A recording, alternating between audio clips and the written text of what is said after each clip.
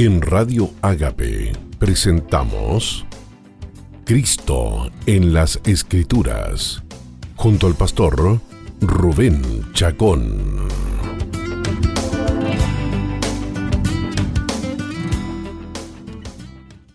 Hola, ¿qué tal amigos y amigas?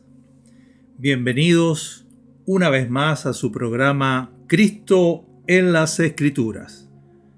Nuevamente y como siempre, tu hermano en Cristo, Rubén Chacón Villarroel, dándote la bienvenida a nuestro programa número 18, donde Dios mediante estaremos leyendo y comentando el capítulo 23 del libro de Levítico, dedicado este capítulo a las fiestas solemnes, al calendario de festividades que Dios, y escuche bien esto, que Dios mismo estableció para Israel.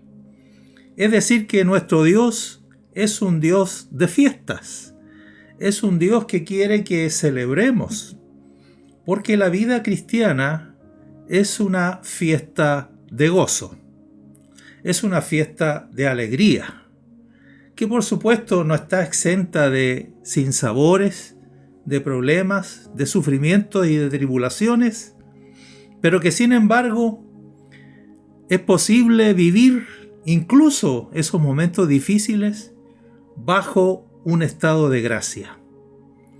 ¿Qué quiere decir esto? Que el gozo, a pesar de las tribulaciones y a pesar de que los momentos de alegría no puedan ser permanentes, el gozo sí es permanente. La palabra gozo en el griego es la palabra chará, que viene de la palabra charis, que se traduce gracia.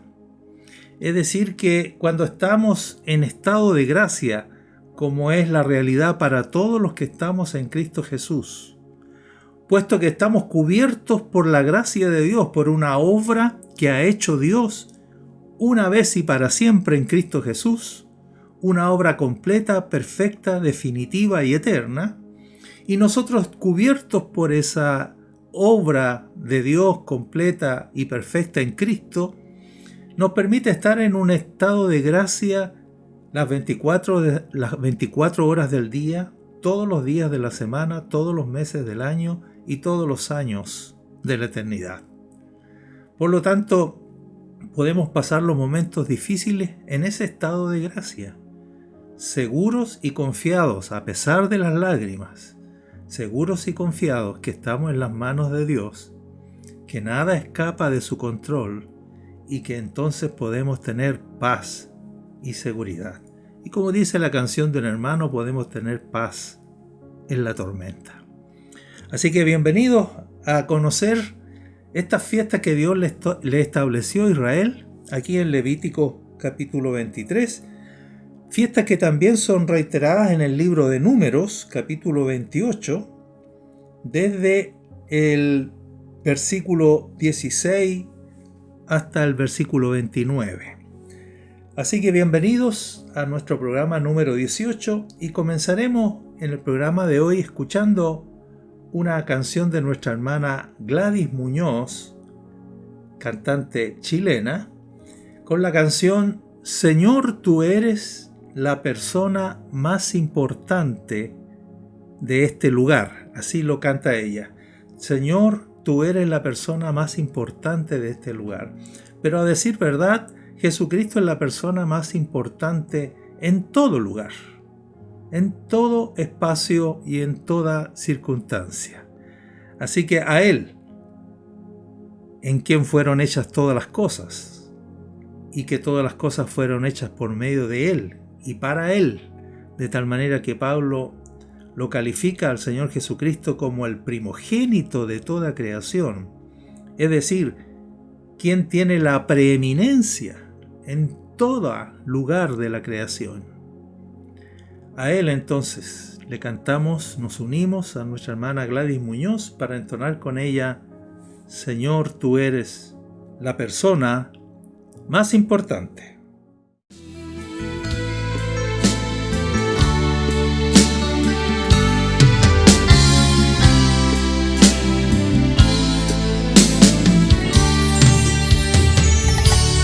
Jesús, tú eres la persona más importante de este lugar.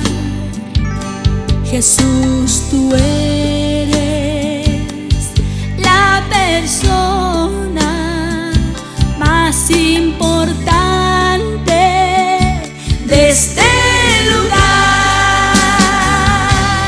Rey de reyes, Señor de señores, es aquel que mi vida cambió. Rey de reyes, Señor de señores, es aquel que mi vida cambió.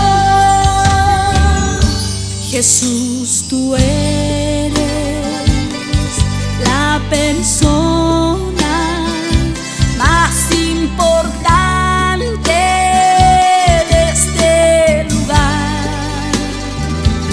Jesús, tú eres la persona más importante de este lugar. Rey de reyes, Señor de señores, es aquel que mi vida cambió. Rey de reyes, Señor de señores, es aquel que mi vida cambió. Así es, amigos y amigas, Jesús es la persona más importante en todo lugar, en toda circunstancia, en todo acontecimiento de la vida. ¿Es para ti Jesús la persona más importante? ¿Es Jesucristo la persona más importante en tu vida? Esperamos que así sea. Y si no, te invitamos a que pongas a Jesús y lo hagas el centro de tu vida. Bien, entremos en materia entonces en el capítulo 23 de Levítico, ya habiendo anunciado que trata sobre las fiestas que Dios le estableció a Israel celebrar. Podríamos titular para nosotros este capítulo con el título Cristo nuestra fiesta. Si hay alguien que tiene razón para vivir alegre, somos los cristianos. Si hay alguien que puede hacer de la vida una fiesta de gozo y alegría, somos los hijos de Dios. Así que somos la gente que tiene más razón, más derecho a vivir de manera alegre. El capítulo 23 de Levítico trata acerca de las fiestas solemnes que los israelitas debían celebrar cada año. Constituyen, por así decirlo, el año litúrgico de Israel. Es decir, que estamos hablando de fiestas anuales que se celebraban una vez al año. En cada una de ellas, los israelitas eran convocados en santa asamblea para su celebración. Es decir, que no eran celebradas individualmente, sino como pueblo. Ellos eran convocados a reunirse para celebrar dicha fiesta. El capítulo 23 presenta 8 celebraciones. Las voy a mencionar. Número 1, el sábado, el Shabbat, el día de reposo. En segundo lugar, la Pascua. En tercer lugar, los panes sin levadura. En cuarto lugar, las primicias. En quinto lugar, Pentecostés. Sexto lugar, las trompetas. Séptima fiesta, el día de la expiación o el día del perdón, llamado también el Yom Kippur. Y 8, la fiesta de los tabernáculos.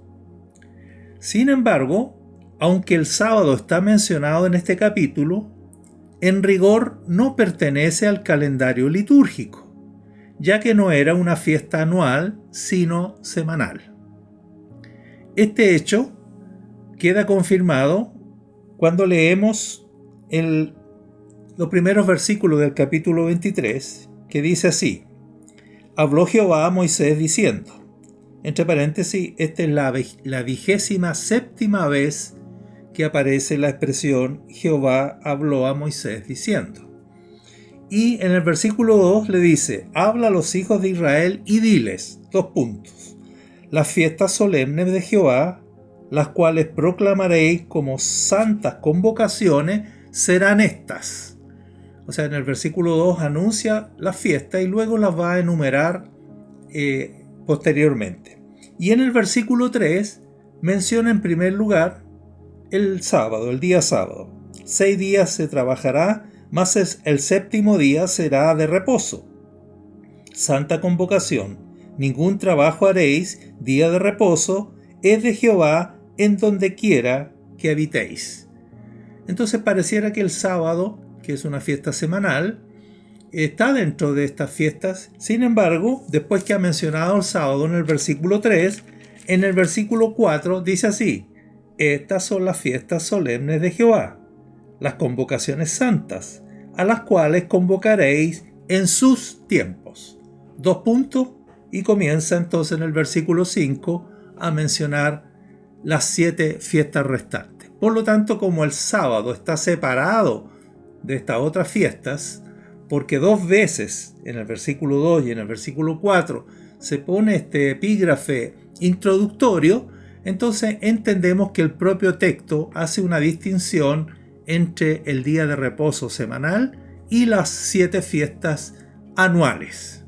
Por lo tanto, en rigor, hablaremos de 7 fiestas y no 8, porque el propio texto las distingue a una de las demás. Por esta razón, entonces, hacemos también esta distinción. Entonces, en rigor, estamos hablando de 7 fiestas establecidas por el Señor. La Pascua, los panes sin levadura, las primicias, Pentecostés, las trompetas, el día de expiación y la fiesta de los tabernáculos. Ahora el Señor ha determinado no solo las fiestas, sino los tiempos de su celebración. Es interesante esto también. O sea, Él dice no solo el qué, sino el cuándo.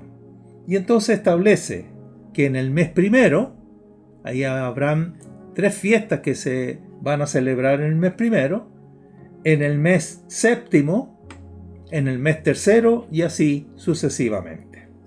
¿Qué está buscando Dios con esto?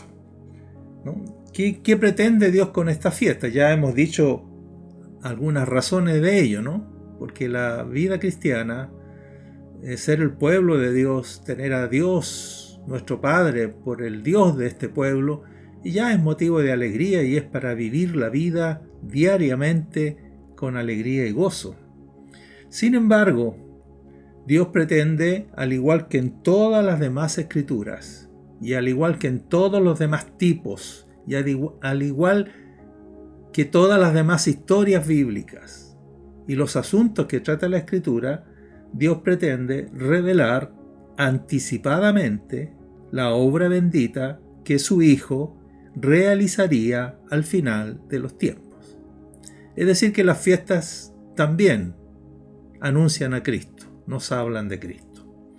Las fiestas también son tipos de Cristo y de su obra. Y antes de entrar a considerar cada una de estas fiestas, digamos una última cosa introductoria. 5 veces se menciona en este capítulo la expresión y habló Jehová a Moisés diciendo. En este capítulo 23 dijimos que la primera, que está en el 23.1, es la 27ª, pero en total en este capítulo tenemos 5 veces mencionado esta expresión. En el versículo 1, en el versículo 9, en el versículo 23, en el versículo 26 y en el versículo 33. La primera establece la Pascua y la fiesta de los panes sin levadura. La segunda vez, en el versículo 9, la fiesta de las primicias y Pentecostés, o también llamada fiesta de las semanas. La tercera vez establece la fiesta de las trompetas. La cuarta, el día del perdón. Y la quinta mención establece Dios la fiesta de los tabernáculos. Comencemos entonces con estas 7 fiestas y haciendo énfasis en su significado espiritual. La primera de ellas entonces es la Pascua, que está inmediatamente seguida por la fiesta de los panes sin levaduras. Aunque son 2 fiestas, van unidas y por lo tanto las tenemos que tratar conjuntamente. Estas 2 fiestas iban juntas.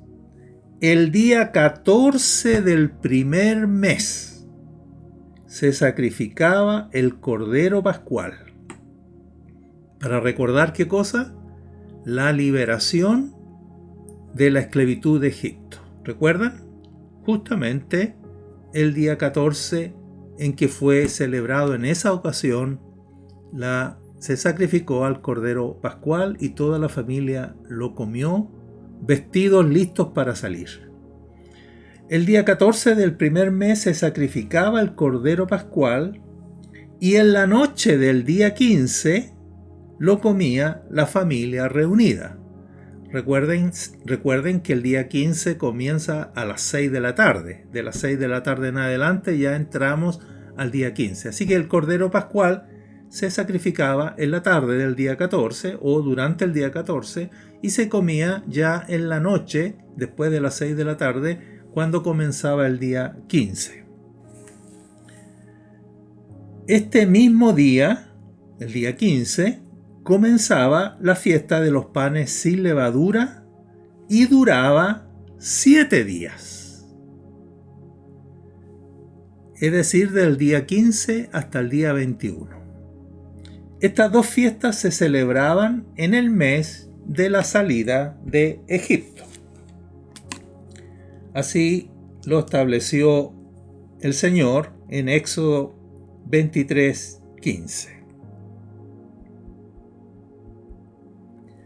Ahora bien, para los cristianos, porque esta es la fiesta judía, para los cristianos, según Pablo, nuestra Pascua es Cristo.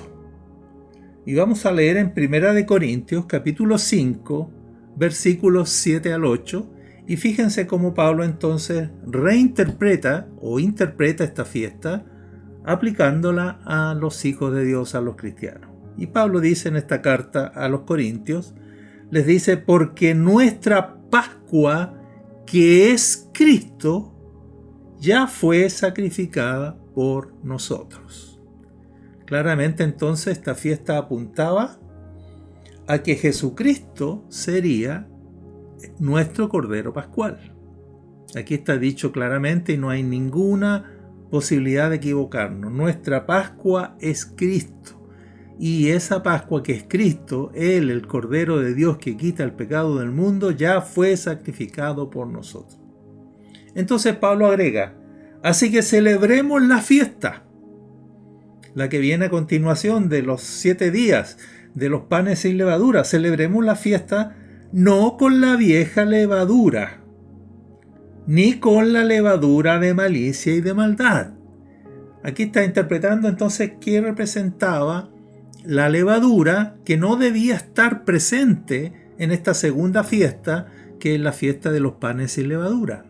¿Por qué? Porque gracias a que Cristo, nuestra Pascua, ya fue sacrificada por nosotros, en nosotros no hay malicia ni maldad. O sea, la maldad ha sido quitada, el pecado ha sido quitado.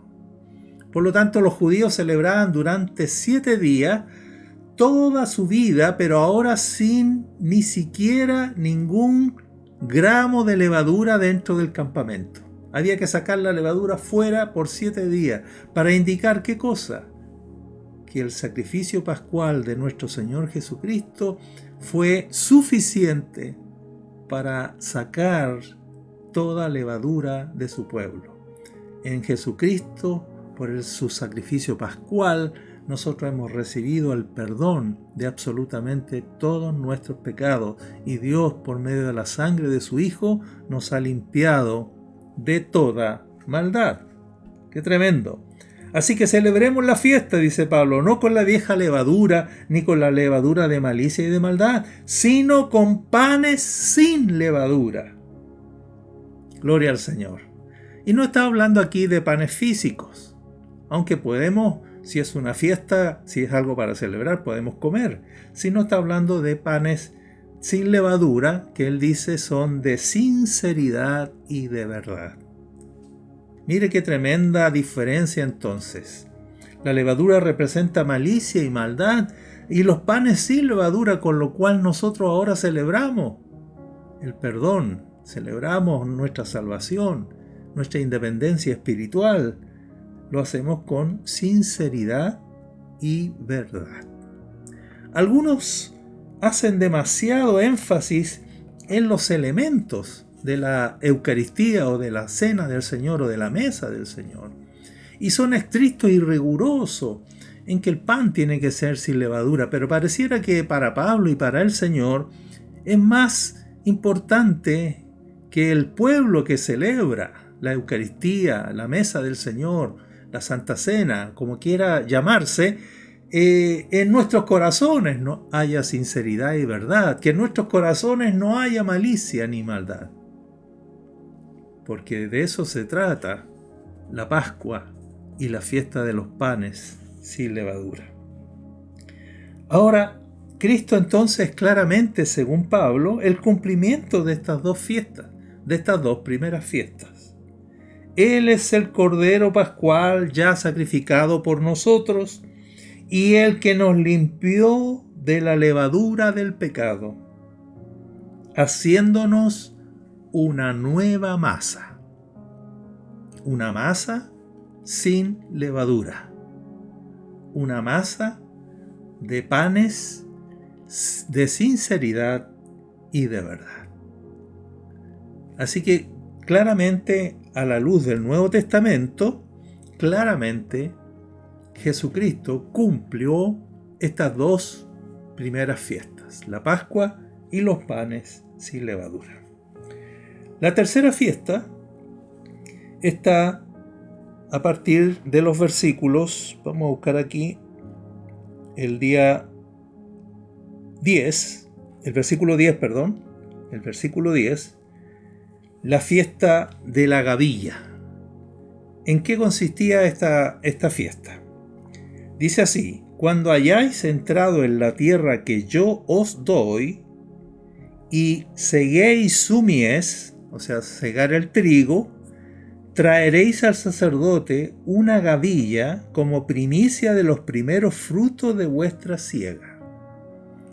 O sea, mientras se iba a cortar el trigo, se le traía al Señor la primera gavilla de esa cosecha. Es una primicia.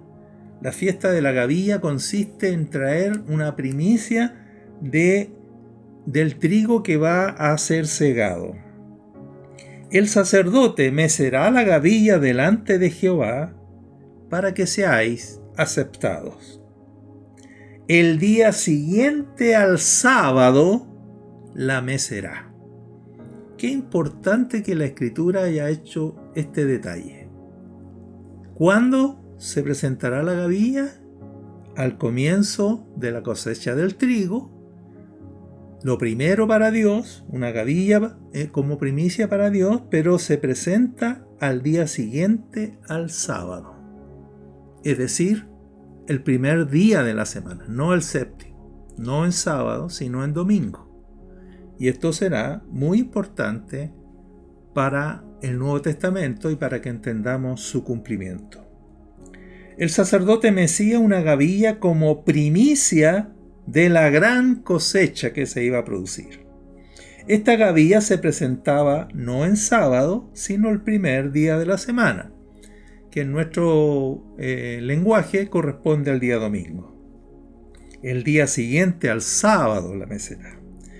La pregunta es, ¿a qué sábado se está refiriendo aquí?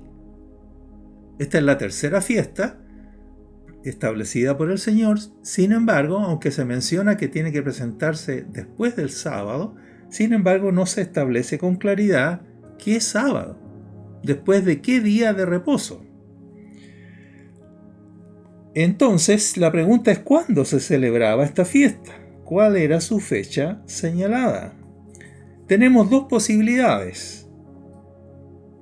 La Pascua se celebraba el día 14 del primer mes y la fiesta de los panes sin levadura comenzaba el día 15. Y ese día 15, por ser el primer día de la fiesta de los panes sin levadura, era un día de reposo. Así que una primera posibilidad es que esté hablando de que la gavilla se presenta al otro día de iniciada la fiesta de los panes sin levadura, que era el día 15, y que independiente que fuera sábado o no, era día de reposo por cuanto iniciaba una fiesta que dura 7 días. Ahora, ¿era ese reposo al que se está refiriendo aquí? ¿O se refiere al sábado con el cual terminaba esta fiesta de los panes sin levadura? ¿Y por qué digo sábado? Queriendo decir día de reposo, porque el día 21 volvía a ser un día de reposo, fuese sábado o no. Entonces, el día 15 y el día 21, el día en que se iniciaba la fiesta de los panes sin levadura y el día en que terminaba esta fiesta, ambos eran de reposo. Así lo dice el capítulo 23, versículo 7. El primer día tendréis santa convocación, refiriéndose al día 15, ningún trabajo de siervos haréis. Y lo mismo se dice del último día en que termina esta fiesta.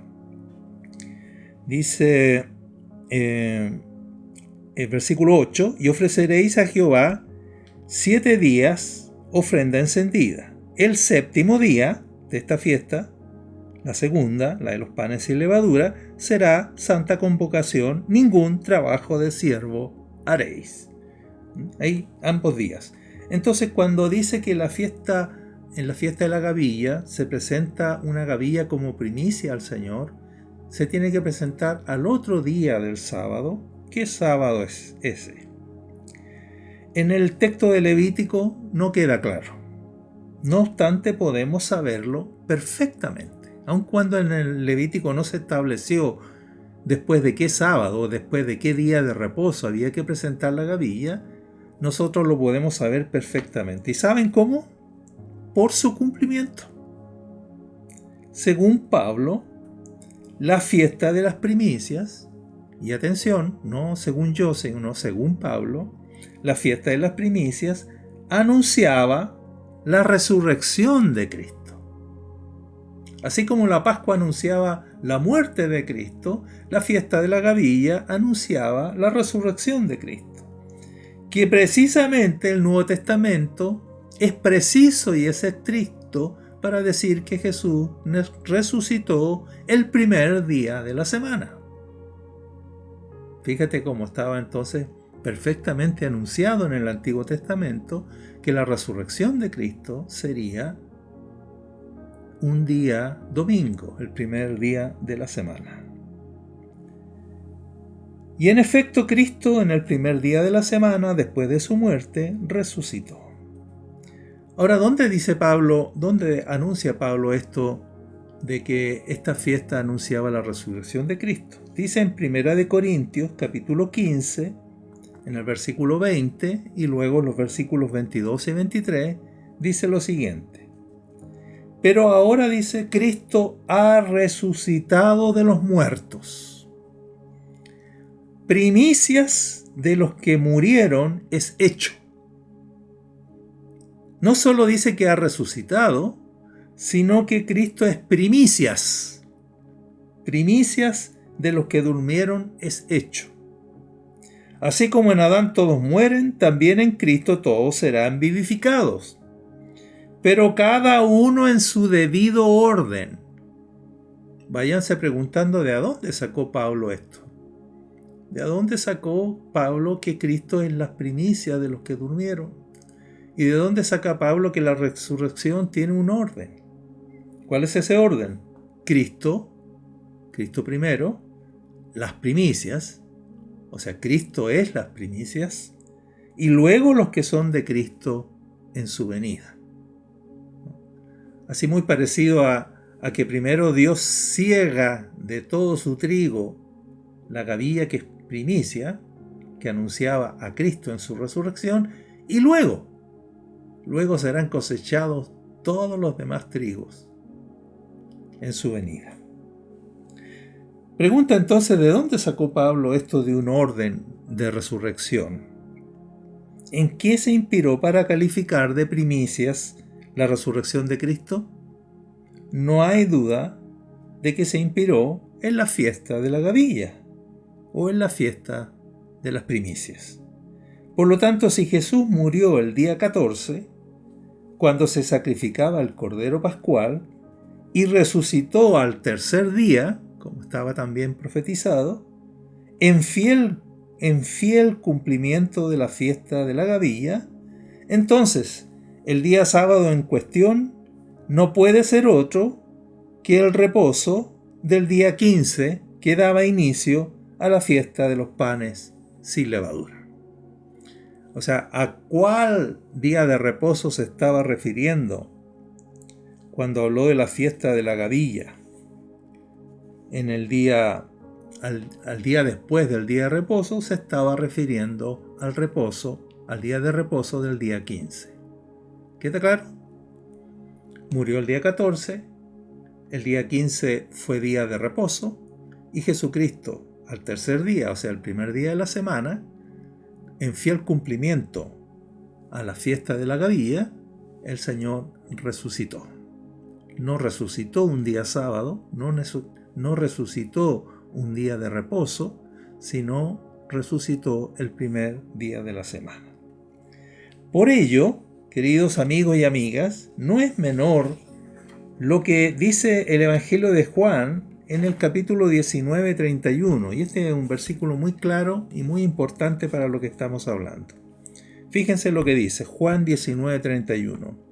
Entonces los judíos, por cuanto era la preparación de la Pascua, a fin de que los cuerpos no quedasen en la cruz en el día de reposo, pues aquel día de reposo era de gran solemnidad, rogaron a Pilato que se les quebrasen las piernas a los tres crucificados y fuesen quitados de allí. Es decir, que están en el día previo al día de reposo, que es de gran solemnidad. ¿Qué día de reposo es ese? El día 15, como ya hemos establecido. Por lo tanto, Jesús está muriendo el día 14, junto a los otros dos ladrones. Y para que los cuerpos no queden después de las 6 de la tarde, donde se inicia el día 15, que es de gran solemnidad, entonces piden a Pilato que se les quiebren las piernas a los crucificados a fin de apurar su muerte y que los cuerpos sean retirados de ahí. Según Juan, los judíos no querían que los cuerpos permaneciesen hasta el día siguiente, que era día de reposo. Este día corresponde al día 15, como ya vimos, pues era un día de reposo. Lo interesante, sin embargo, es que Juan advierte que aquel día de reposo era de gran solemnidad. ¿Por qué? Ya sabemos, porque se iniciaba la segunda fiesta establecida por el Señor, la fiesta de los panes sin levadura. Pero además agreguemos esto, porque coincidió con el día sábado de esa semana. O sea, el día 15 cayó en esta oportunidad en un día sábado. Fue un día de reposo por partida doble, por ser el día de reposo de la fiesta de los panes sin levadura y por ser el séptimo día de la semana. No siempre estos dos días coincidían, pero cuando murió nuestro Señor Jesucristo, sí coincidieron. La siguiente fiesta es la fiesta de las semanas, llamada también Pentecostés. ¿Y por qué esta fiesta es llamada también la fiesta de las semanas. Ustedes la encuentran en el capítulo 23 de Levítico a partir del versículo 15. Dice así, veamos por qué se llamaba también fiesta de las semanas. Contaréis 7 semanas cumplidas desde el día en que ofrecisteis la gavilla. ¿Ya? Recuerden que la gavilla se ofreció no un día sábado, sino un día domingo, el primer día de la semana. Muy bien, ese día, primer día de la semana, contaréis 7 semanas cumplidas, es decir, 49 días, ¿no? Y al día siguiente de los 49 está la fiesta de Pentecostés, que precisamente significa 50. Contaréis 7 semanas cumplidas desde el día en que ofrecisteis la gavilla hasta el día siguiente al 7º sábado contaréis 50 días. Es decir, no terminarás de la cuenta en el sábado, porque hasta ahí son 49 días, sino otra vez caerá el día 50, el primer día de la semana. Repito la frase. Hasta el día siguiente al 7º sábado contaréis 50 días. O sea, no termina en el 7º sábado, porque son 7 semanas, sino al otro día del 7º sábado. ¿Y qué harás ahí? Ofreceréis el nuevo grano a Jehová. Esta vez entonces le vas a traer no una gavilla, sino le vas a traer el fruto de esta siega. ¿Y qué consiste esto? De vuestras habitaciones llevaréis 2 panes, no el trigo, no el grano, sino ahora ya el trigo convertido en harina, y con él 2 panes como ofrenda mecida, que serán de 2 décimas de efa de flor de harina, y atención, cocidos con levadura. Hay que subrayar eso. Hay 2 cosas que destacan aquí. ¿Por qué 2 panes? ¿Y por qué cocidos con levadura? Y se los vas a traer como primicias para Jehová. Así como la gavilla solita, sin convertirla en harina, era una primicia, en Pentecostés se traen 2 panes también como primicia, pero son 2 panes y están cocidos con levadura. Esta fiesta no representaba la cosecha de la resurrección. No está representando ahora nuestra resurrección, sino está representando los primeros panes de la cosecha. No son el resto de las gavillas, sino que es los frutos de esta primicia de la gavilla, que es Cristo en su resurrección. Somos los primeros panes de la cosecha. Así como la gavilla representaba a Cristo como primicia de la resurrección, de la misma manera Pentecostés representaba las primicias de la cosecha. Veamos entonces su cumplimiento. ¿Esta fiesta se habrá cumplido ya? Por supuesto. Dice Hechos capítulo 2, versículos 1 al 4, cuando llegó el día de Pentecostés, estaban todos unánimes juntos. Y luego todos fueron llenos del Espíritu Santo. En el día de Pentecostés, mientras se celebraba esta fiesta, 50 días después de que Cristo había resucitado, en fiel cumplimiento de la fiesta de Pentecostés, nuestro Señor Jesucristo trajo o envió al Espíritu Santo de Dios a morar en los creyentes en el día de Pentecostés. El Cristo resucitado y exaltado derramó, esto lo dijo Pedro, derramó esto que vosotros veis y oís. De tal manera que no es casualidad que esto haya ocurrido en el día de Pentecostés. Por el contrario, Este era el primer Pentecostés después de la cruz de Cristo y después de su resurrección. Es decir, después de la Pascua y de la fiesta de la Gavilla, respectivamente. ¿Qué ocurrió en este día 50?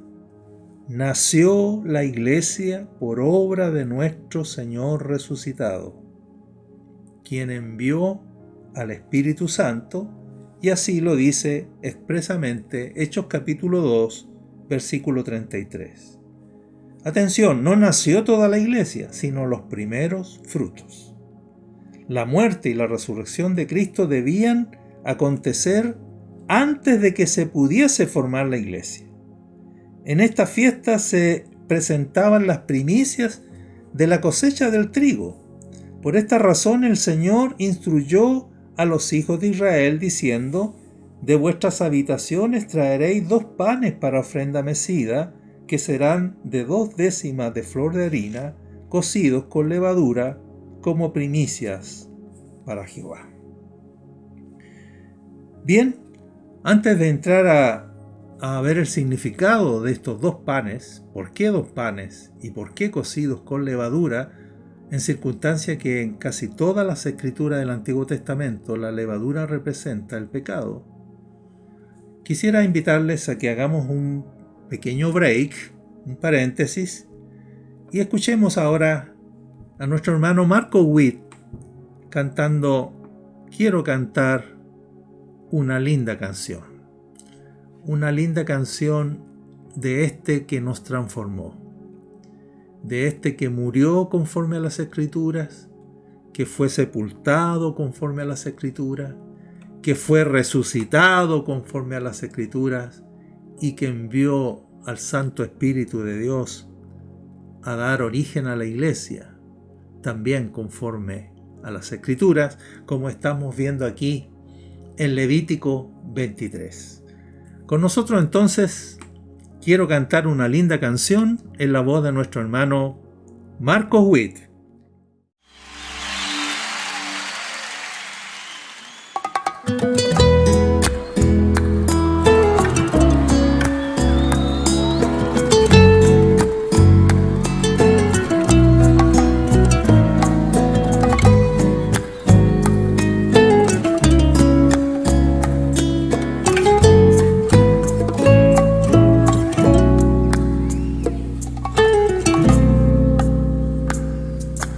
Quiero cantar una linda canción de aquel que mi vida cambió.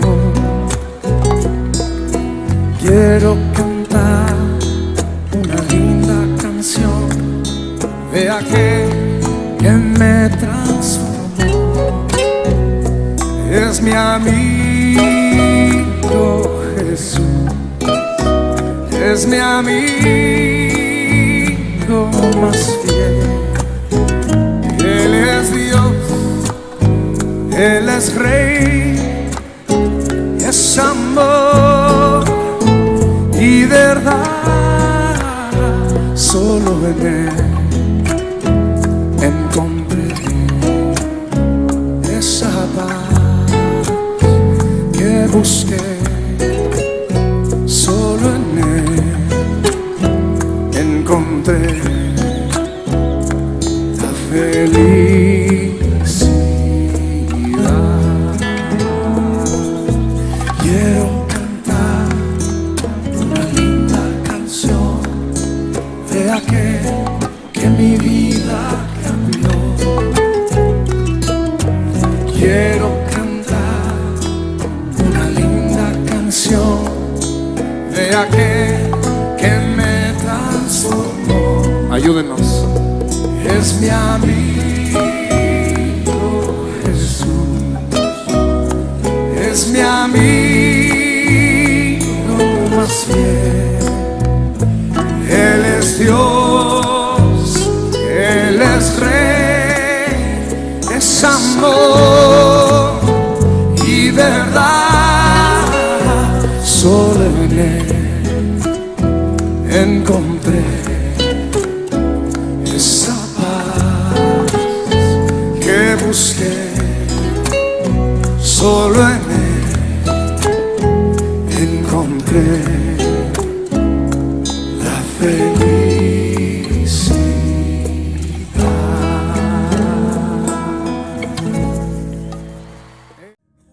Allí estaba nuestro hermano Marco Witt con la canción Quiero cantar una linda canción a este precioso Jesús que nos transformó. Él es Dios, decía nuestro hermano Marcos en la letra de esta canción. Él es Rey, es amor y es verdad. Por eso nuestra hermana Gladys en la primera canción decía: Jesús, tú eres la persona más importante. No solo en tu vida, no solo en la historia, sino en todo el universo.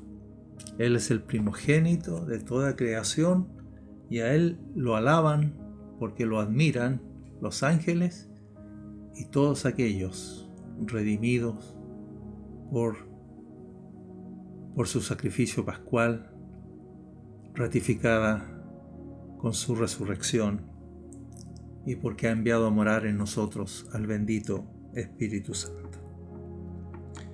Bien, en esta última parte que nos quedan unos poquitos minutos, digamos entonces lo siguiente. Dos cosas llaman la atención de este último texto, que decía: de vuestras habitaciones traeréis 2 panes para ofrenda mecida, que serán de 2 décimas de flor de harina, cocidos con levadura, como primicias para Jehová. La primera es: ¿por qué 2 panes para representar a la iglesia? Y la segunda pregunta: ¿por qué los panes debían ser cocidos con levadura? Con respecto a la primera pregunta, cabe decir lo siguiente. El pueblo de Dios en el Antiguo Testamento estaba formado por gente de un solo pueblo. Siguiendo la figura, vamos a decir así, el pueblo era un solo pan. Pero a partir de Pentecostés se produciría un cambio notable. Romanos 9:24 dice: a los cuales también Dios ha llamado, esto es a nosotros, no solo de los judíos, sino también de los gentiles.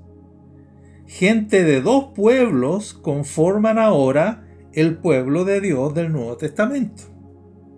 El apóstol Pablo en su carta a los Efesios declara que Cristo es nuestra paz, que de ambos pueblos hizo uno, derribando la pared intermedia de separación. Esto está en Efesios capítulo 2, versículo 14. Según Pablo, este hecho fue un misterio en la época antiguo testamentaria.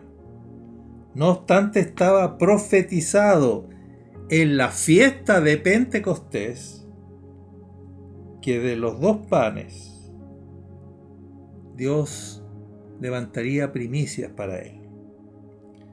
Con respecto a la segunda pregunta, ¿por qué estos 2 panes debían ser cocidos con levadura? Hemos visto a lo largo de toda esta exposición, de todo el Pentateuco, que muy excepcionalmente se usaba levadura en las ofrendas al Señor. Y este es uno de esos casos. O sea, nunca, diría incluso que está prohibida la levadura en las ofrendas al Señor, salvo estas excepciones, estas muy poquitas excepciones, de las cuales aquí tenemos un caso. Los 2 panes debían ser cocidos con levadura. ¿Por qué? Porque los 2 panes representaban a los creyentes, ya dijimos, de 2 pueblos, judíos y gentiles, que aunque llenos del Espíritu y adornados con los dones del Espíritu, todavía tendrían pecado en sí mismos. Es decir, que es innegable que a pesar de que el Espíritu Santo mora en la iglesia y adorna a la iglesia con sus maravillosos dones, es innegable que todavía hay levadura en nosotros. Aunque el Espíritu Santo había venido a morar en la iglesia, ella aún contiene levadura. Y la historia de la iglesia hasta nuestros días y en tu propia experiencia y en mi propia vida ha sido una prueba irrefutable de este hecho. nosotros ya estamos salvados de la condenación del pecado. Y ahora estamos siendo salvados del poder del pecado. Pero mañana, recién a la venida de nuestro Señor Jesucristo, seremos salvados de la presencia del pecado. Todavía no es nuestra realidad completa. Salvados de la condenación del pecado, siendo salvados del poder del pecado, pero en el futuro, en un futuro próximo, seremos también salvados de la presencia del pecado. Esa es la explicación entonces de por qué la fiesta de Pentecostés se celebraba. La venida del Espíritu Santo a morar en los creyentes se celebraba trayéndole como primicia al Señor 2 panes, no 1, 2, muy importante, y cocidos con levadura. Bendito sea el nombre del Señor. Vamos a llegar hasta aquí, queridos amigos, en nuestro programa de hoy. Y nos quedan 3 fiestas todavía por desarrollar. La fiesta de las trompetas, la fiesta del Día del Perdón y la fiesta de los tabernáculos. Y dejo planteada la pregunta para nuestro próximo programa. ¿Estas 3 fiestas se habrán cumplido también en Cristo Jesús? Digo esto porque hay algunos que interpretan que estas 3 fiestas que faltan son futuras en su cumplimiento. Las cumplirá Jesús en su segunda venida. A mí me parece que no es necesario lanzarlas al futuro. Creo que podemos perfectamente dar cuenta por la Escritura que también estas 3 fiestas restantes se cumplieron con Jesucristo en su primera venida. Así que no te pierdas nuestro próximo programa. Te esperamos para continuar hablando de Cristo y de su obra. Benditos somos. Chao. En Radio Ágape hemos presentado Cristo en las Escrituras, junto al pastor Rubén Chacón.